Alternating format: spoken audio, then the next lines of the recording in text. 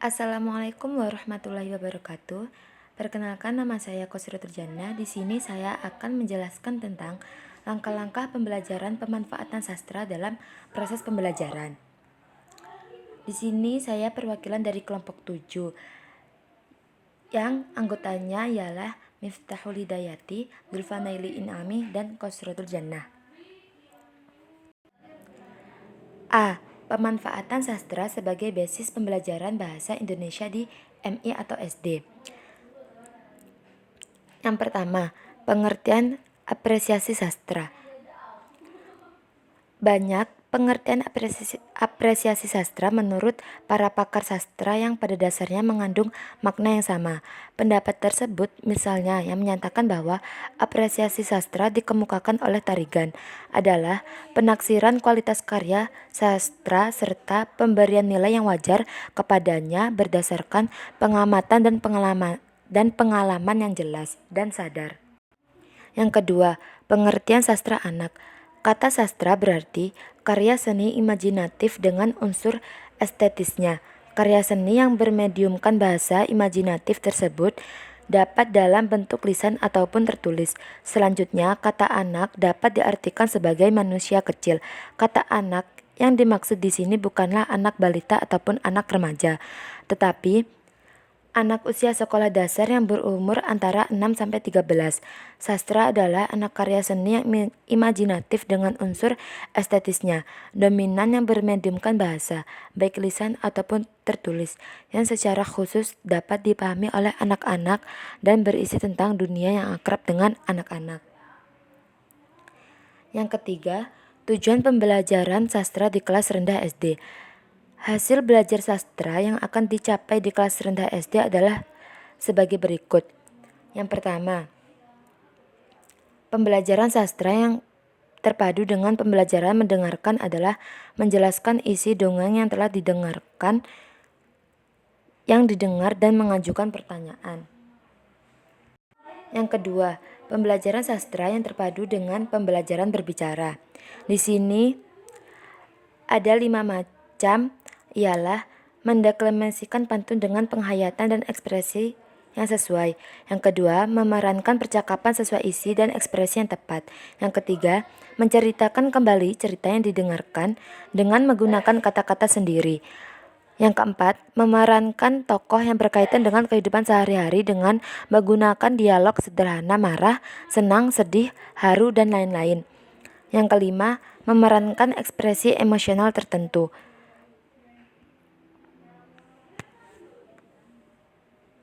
Berikutnya ada pembelajaran sastra yang terpadu dengan pembelajaran membaca.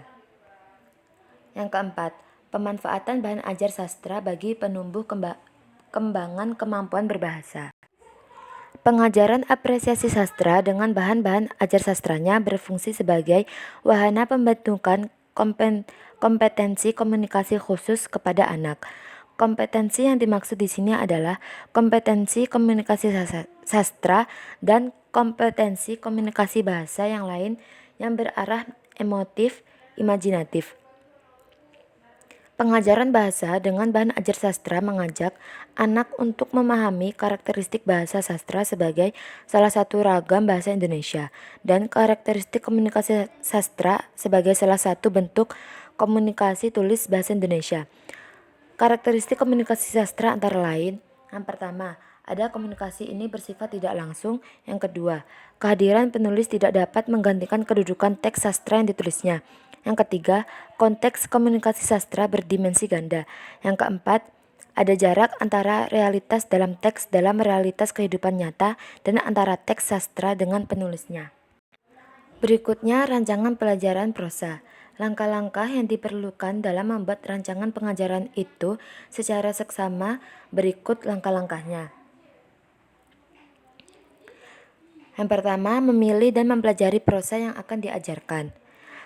Seperti telah Anda ketahui bahwa prosa yang akan diajarkan hendaknya diseleksi terlebih dahulu berdasarkan kriteria keterbacaan dan kriteria kesesuaiannya. Yang kedua, menentukan kegiatan yang akan dilakukan. Apabila Anda telah begitu akrab dengan cerita yang diajarkan, kalian perlu menentukan kegiatan-kegiatan apa yang akan dilakukan di kelas. Dalam menentukan kegiatan yang akan dilakukan, kalian dapat menggunakan cara sebagai berikut. Yang pertama, member pengantar pengajaran. Yang kedua, menyajikan bahan pengajaran atau membacakan prosa. Yang ketiga, mengajukan pertanyaan atau diskusi. Yang keempat, memberi tugas. Berikutnya, memberikan pengantar pengajaran. Sebelum memulai penyajian bahan pengajaran, kalian perlu memberi pengantar pengajaran terlebih dahulu. Pengantar ini tidak perlu panjang lebar, yang penting dapat mengarahkan murid ke suasanaan yang diinginkan. Yang berikutnya, menyajikan bahan pengajaran. Dalam menyajikan bahan pengajaran ini, hendaknya guru menggunakan teknik yang bervariasi, sehingga cerita yang disajikan oleh hidup. Dalam penyajian ini, hendaknya siswa merasa terlibat, sehingga mereka merasa betah mengikuti cerita tersebut sampai tamat. Yang berikutnya, memperdalam pengalaman. Kegiatan ini dimaksud agar anak-anak mempunyai pengalaman yang lebih mendalam tentang prosa. Kegiatan memperdalam pengalaman ini dapat dilakukan dengan jalan. Yang pertama, murid-murid membaca kembali prosa yang telah dipelajarinya.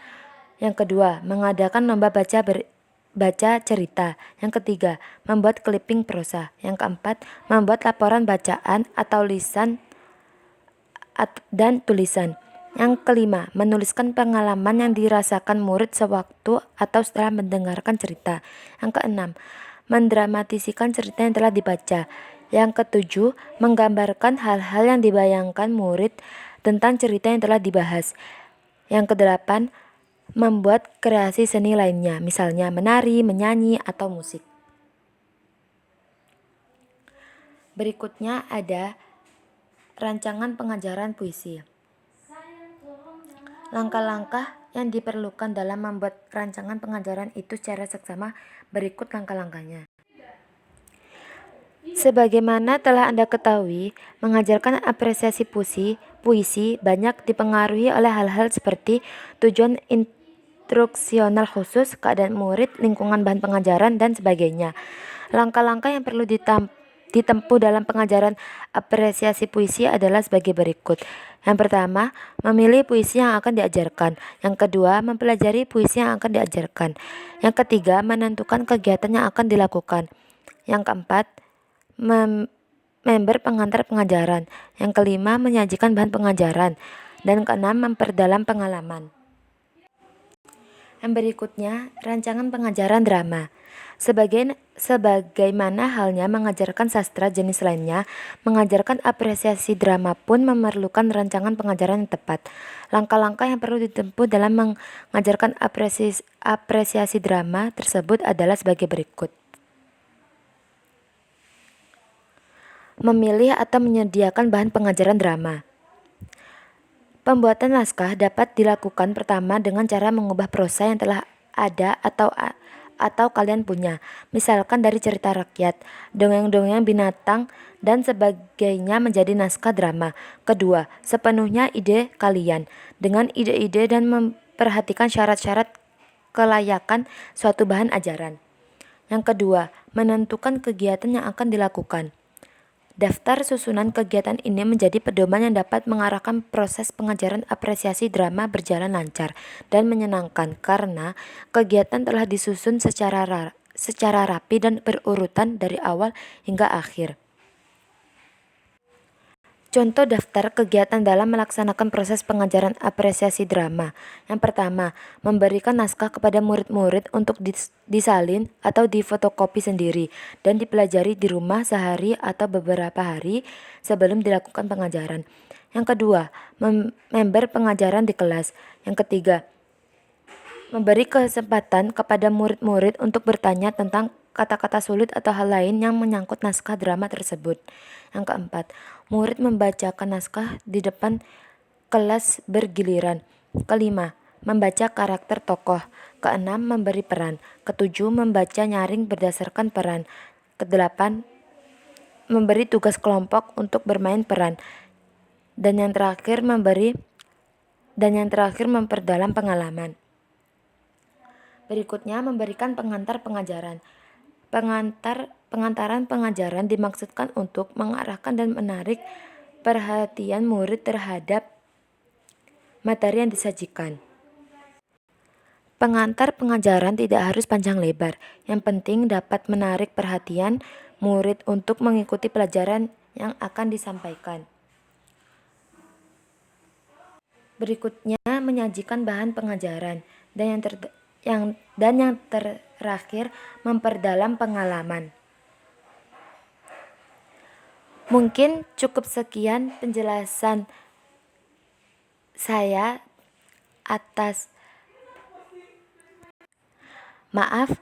mungkin cukup sekian penjelasan saya dan dari kelompok saya. Mohon maaf jika ada salah kata. Dan akhirnya, wassalamualaikum warahmatullahi wabarakatuh.